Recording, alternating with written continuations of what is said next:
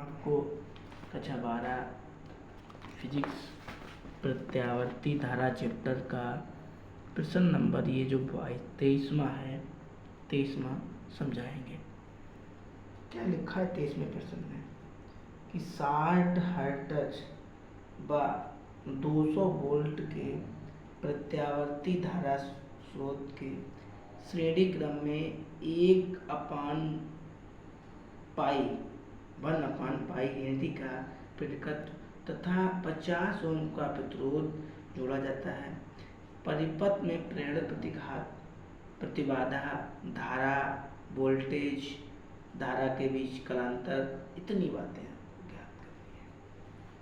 चलिएगा, हमने प्रश्न पढ़ा और पढ़ने के बाद हमने कहा कि हमें क्या क्या दे रखा है और क्या क्या हमसे पूछा गया है। तो प्रश्न नंबर हमारा 23 है। प्रश्न नंबर हमारा 23 है। हमसे कहा गया है कि 60 हर्ट्ज आवृत्ति मतलब F बराबर 60, ठीक है, लिख लिया F बराबर में। अच्छा, फिर आगे लिखा है 200 वोल्ट B बराबर 200 वोल्ट, ठीक है। फिर आगे लिखा है, ये हटा दें, कुछ अजीब सा लग रहा है, इधर रख लें, चलो, ठीक है। तो आगे लिखा है कि श्रेणी क्रम में 1/पाई हेनरी प्रेरकत्व L बराबर 1/पाई हेनरी, ठीक है।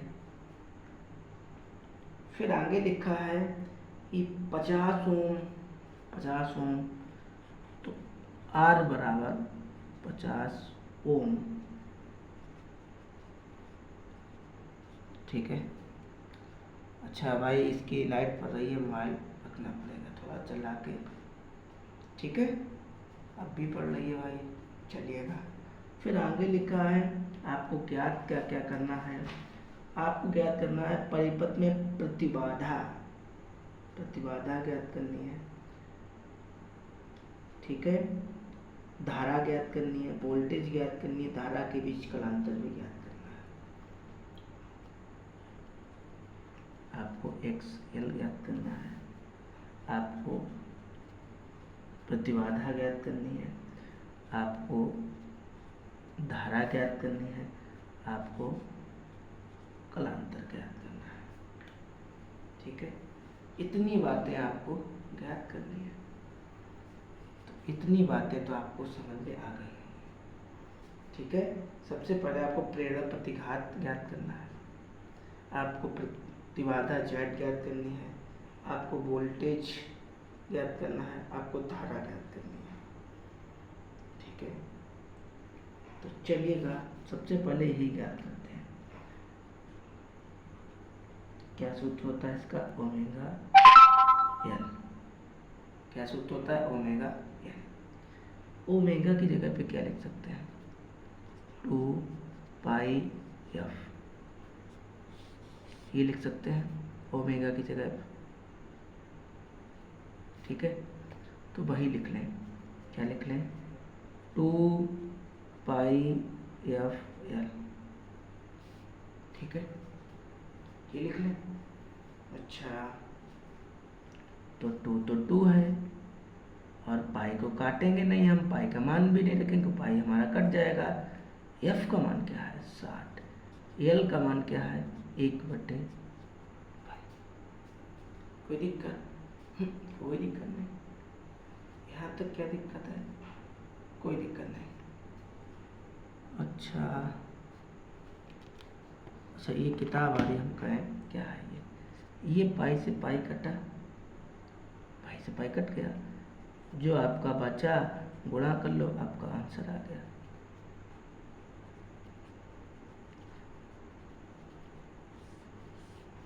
ठीक है, आपका आंसर आ गया। कितने ओम? 120 ओम। एक आंसर आपका आ चुका है। प्रेरण प्रतिघात आ चुका है। अब आपको निकालना प्रतिबाधा। प्रतिबाधा मतलब जेड। क्या सूत्र होता है?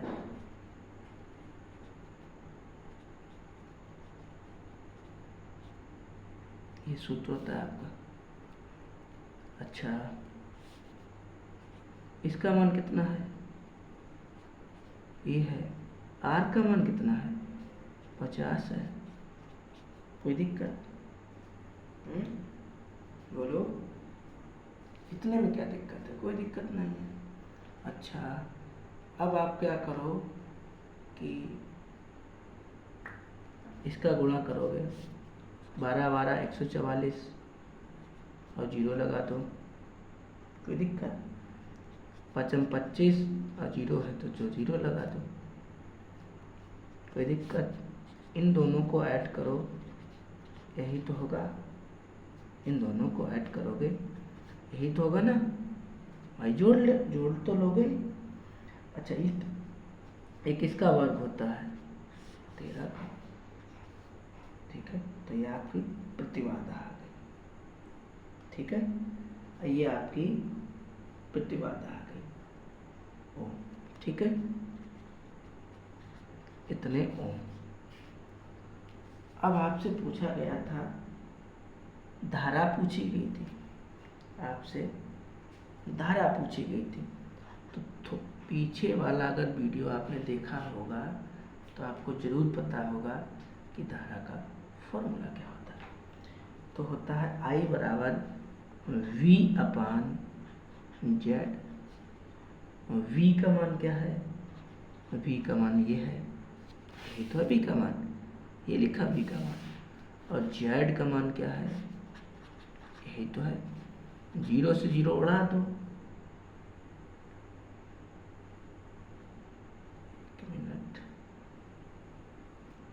एक मिनट। सही है, सही है। 0 0 उड़ा दिया हमने। अब हम इसका भाग देंगे, 13 का भाग 20 में। 13 एकम 13, हटाएंगे 7 बचेगा, जाएगा नहीं, दशमलव लगाएंगे, 0 बढ़ाएंगे तो 13 पचे 65, 5 बचेगा, 0 तो बढ़ा लिया। 13 कम 13, 33 39, 1 बचेगा। मतलब आप इसका इसमें जब भाग देंगे 1.358 एम्पियर इतना जाएगा। ठीक है, अभी आपका धारे तक पहुंच पाया, धारे तक ही पहुंच पाया। अभी आपको ज्ञात करना है, अब आपको लास्ट में ज्ञात करना है कालांतर। कैसे ज्ञात करेंगे भाई? क्या सूत्र होता है? तो सूत्र होता है tan फाई बराबर, अभी हमने पीछे चित्र बनाया था, इस दिशा में क्या होता है I, इधर क्या होता है VR, इधर क्या होता है VL। ठीक है, अच्छा, तो क्या होता है tan थीटा लंब बटे आधार। ये तो आप जानते ही हो tan बराबर क्या होता है, लंब बटे आधार। पीछे वाली वीडियो में मैंने समझाया था। इसकी जगह पे आप क्या लिख सकते हैं? इसकी जगह पे आप यहाँ पे लिख लो IXL, इसकी जगह पे क्या लिखते हैं IR। ठीक है, अच्छा, तो I से I को उड़ा दो, बचा क्या XL अपान R, है ना। XL का मान कितना है? आप देखिए पीछे, अभी कितना निकाला था आपने? यही तो निकाला था, ये लिखा है, तो कितना लिखेंगे? 120। ठीक है, R का मान कितना है?